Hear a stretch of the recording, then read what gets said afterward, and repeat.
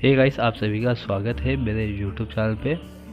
आप यहाँ पे देख सकते हो कि हम स्टार्ट करने जा रहे हैं यानी 3B elasticity of the demand. देखिए, इलास्टिसिटी ऑफ डिमांड ये जो चैप्टर है ये इकोनॉमिक्स का पार्ट है। देखिए, यानी कि हमने 3 चैप्टर यानी कि 3A तक हमने कंप्लीट कर लिया हुआ है। तो आज हम 3B की बात करेंगे इस वीडियो में।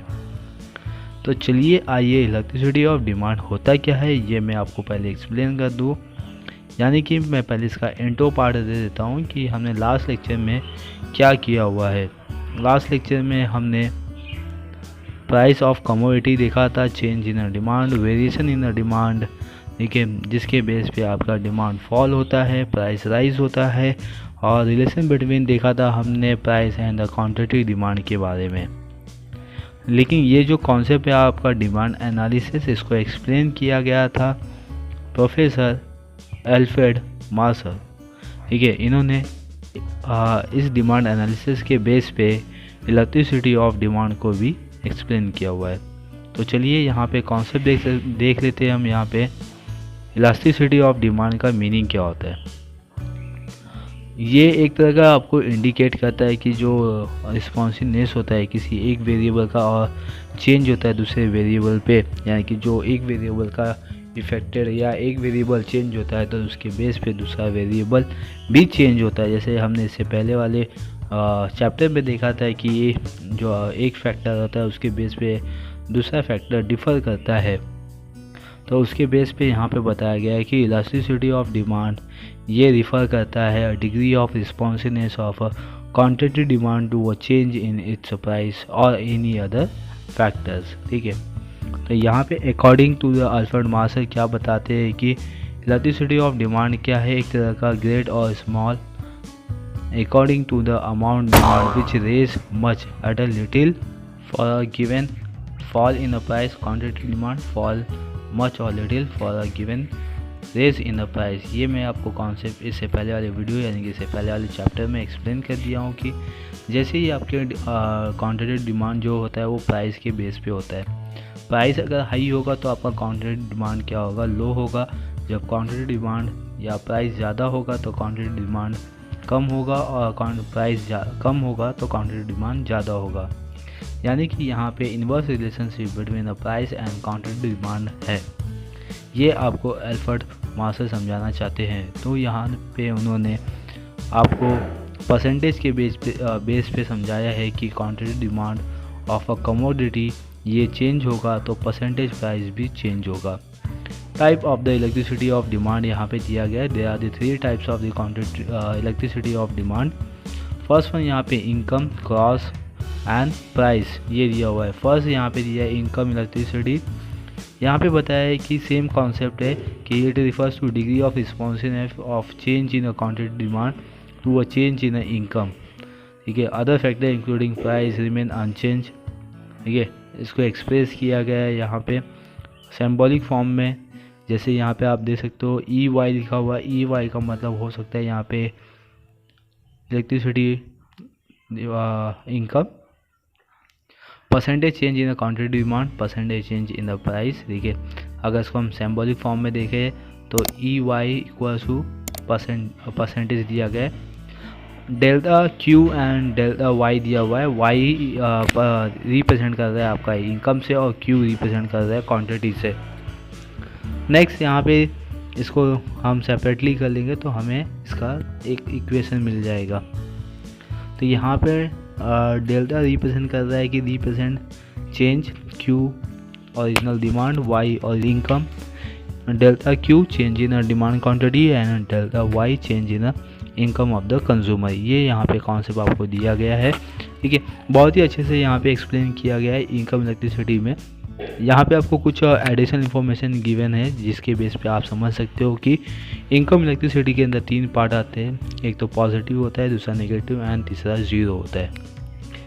पॉजिटिव क्या होता है कि कोई भी जब नॉर्मल गुड्स की बात करते हैं तो उस समय आपका डिमांड इंक्रीज़ हो जाता है। क्यों? क्योंकि आपकी इनकम भी इंक्रीज़ होती है, तो पॉजिटिव है। नेगेटिव कब आएगा कि डिमांड आपका डिक्रीज़ हो जाएगा और इनकम भी आपका कम होगा या तो ज़्यादा होगा, ठीक है। लेकिन आपका जो डिमांड है वो हमेशा कम होगा, यानी कि decrease in a demand with increase in income of a consumer.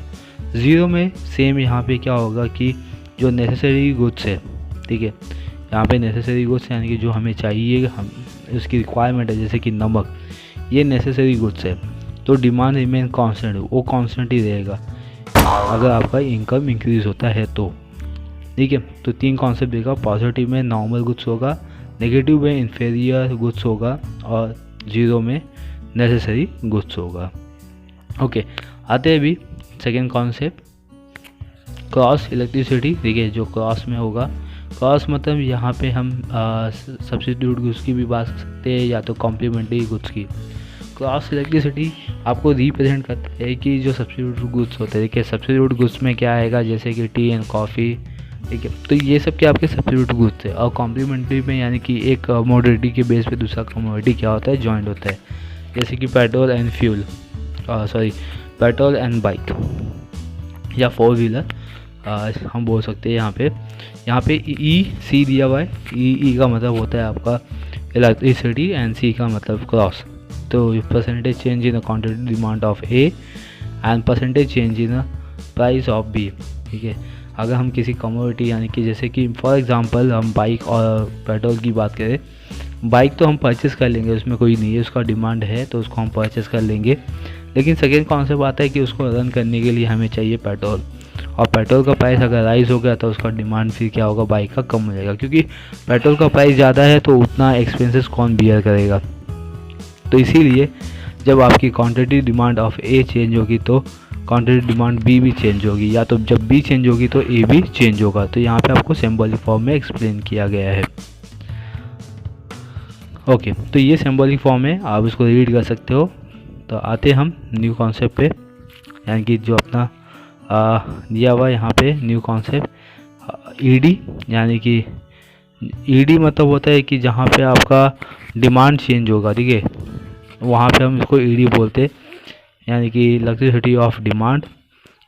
यहाँ पे सिंबलिक फॉर्म में एक्सप्लेन किया, percentage change in quantity demand, percentage change in price, ठीक है। ईडी आप देख सकते हो यहाँ पे सिंबलिक फॉर्म में डेल्टा क्यू अपॉन क्यू, यहाँ पे फिर डिवाइड किया हुआ है डेल्टा पी अपॉन पी, ठीक है। तो यहाँ पे इसने जहाँ पे डिवाइड था उसको क्रॉस करके इंटू कर दिया है, देन यहाँ पे आपको डेल्टा क्यू अपॉन क्यू और पी अपॉन डेल्टा पी की वैल्यू आ गई है। यहाँ पे आपको समझ गया होगा पी आपको क्या रिप्रेजेंट कर रहा है, क्यू क्या रिप्रेजेंट कर रहा है, और delta Q and delta P क्या रिप्रेजेंट करेगा।